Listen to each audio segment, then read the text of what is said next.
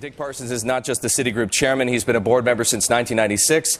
He's a former lawyer, former senior White House aide, former CEO of Time Warner, and of course a fixture in the New York City business, philanthropic, and political communities. Dick, your first television interview in more than a year. It's great to have you here. Thank you very much for joining us.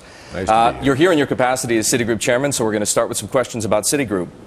Some people wonder why anyone who was on Citigroup's board before the financial crisis would still be on it.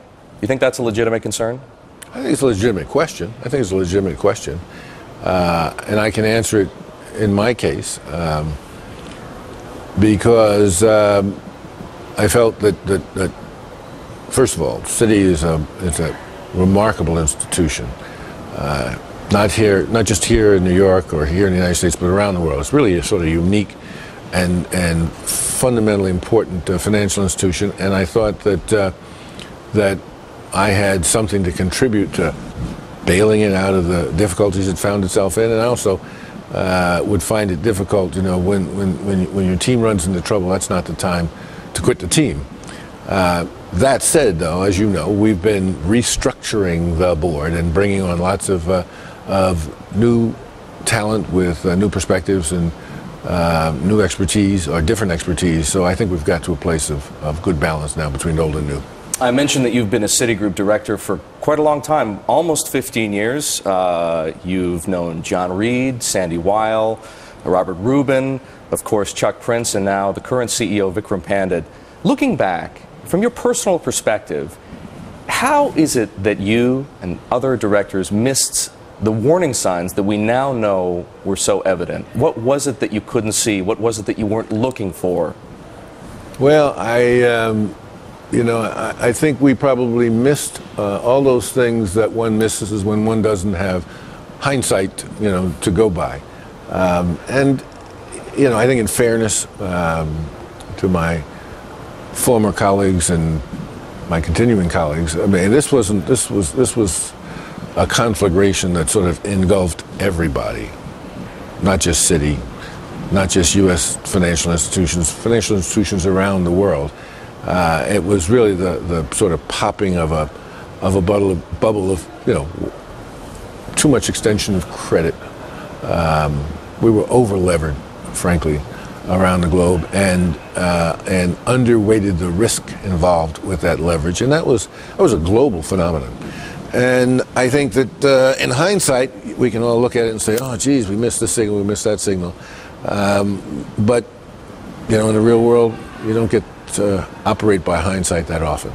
Fair enough. At the same time, though, even Chuck Prince, for all that's been said about him, knew what was going on. He was quoted, and it's a famous quote, you'll remember it well, when he said, you've got to get up and dance as long as the music is playing. And he knew that when the music stopped, as he said, there were going to be problems in terms of liquidity. Shouldn't that have been the time, at the very least, that Citigroup's board stepped in to do something, or that, as you say, that somebody else did something in the broader financial system? No, I think that the board had a very good interaction with all of those CEOs that you mentioned, and when we felt as a board it was appropriate to step in, we certainly made those views known, and people were tacking and hauling as we were going through what turned out to be, a storm of proportion we didn't realize quite how intense it would be. I don't think anybody else did either.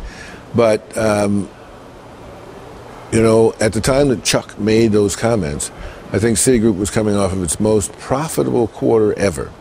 And, we all float on an ocean. We're all ships on this ocean floating and trying to navigate as carefully and as thoughtfully as we can with respect to our customers, with respect to our shareholders, with respect to our regulators. And then what happened was a storm of once in 3 generations since the Great Depression came up and blew all the ships off course. Dick, you mentioned that you've recruited some highly qualified new directors to Citigroup's board, and you have. A lot of people have commented on it, in fact, called it remarkable. You've even been able to get the board member of another bank to join. Tell me, what other steps have you taken to improve corporate governance since becoming lead director back in July of 2008 and subsequently chairman of the board? Well, we committed to sort of restructuring the board to bring on essentially a majority of new independent directors who had financial expertise and who were sort of identified and selected because of the skills and aptitudes they brought to our set of problems right now. So we've done that. We've also restructured our committee structure so that we now have a special risks committee. Used to be part of audit and risk.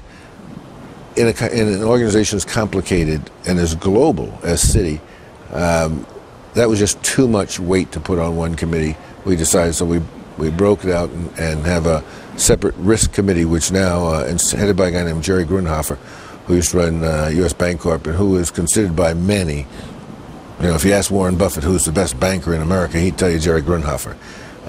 We also created a Citi Holdings committee, which is run by a guy named Mike O'Neill, who is also a former banker, used to be the CEO of Bank of Hawaii and was CFO of Bank of America before that, and who brings a lot of skills to bear on working out of troubled assets or winding down businesses that are no longer part of the strategy. So those two committees have become very involved, and they didn't exist before. And so the board has stepped up its level of engagement with the management. It's still a management show, but we've got a lot of board support.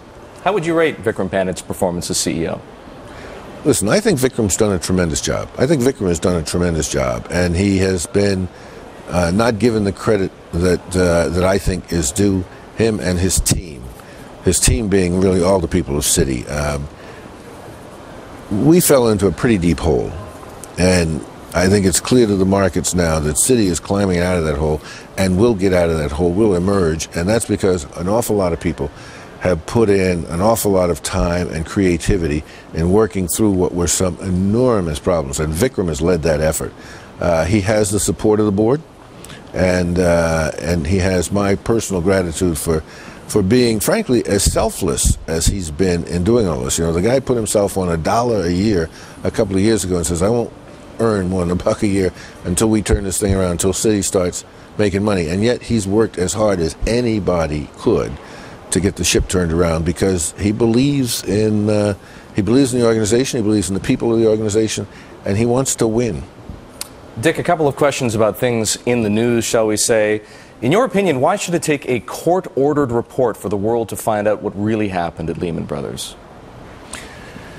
The world will never find out what really happened at Lehman Brothers, court-ordered or not. I mean, these organizations have gotten to a level of complexity and dynamism. I mean, things happen on not a day-to-day basis, on an hour-to-hour, minute-to-minute basis.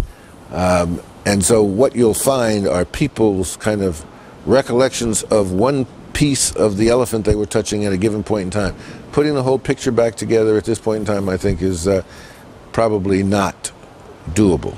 Would you open Citigroup's records up to similar scrutiny? First thing I do is I touch base with my lawyers in terms of what our obligations are. But secondly, I don't know that could take an awful lot of time and talent and treasure to sort of pour over that. And I don't know what it yields you. I mean, the issue is we are where we are. We generally know how we got there. We know where we have to get to. How are we going to now get from where we are to where we have to get this institution back out into deep water again, off the sandbar? That's what I focus on. And before we go, a question about your old haunt in the media industry. What would you be doing about China right now if you were Erik Schmidt at Google? Well, I'm going to answer that by just telling you what we did back in the earlier part of this decade. Right after the merger between Time Warner and AOL, we had a deal in China with, I think the name of the company was Legend, the computer company there. And we were going to put the AOL client on those computers at the manufacturer so that every computer that went out would have the AOL client already built in and would give us a big leg up in terms of AOL. And then we ran into a bunch of demands in terms of words that had to be obliterated or couldn't be used, like democracy, demands about access that the government wanted to all the traffic, and we basically said pass. So you know what it's like to be Google in China. Dick, thank you very much for joining us.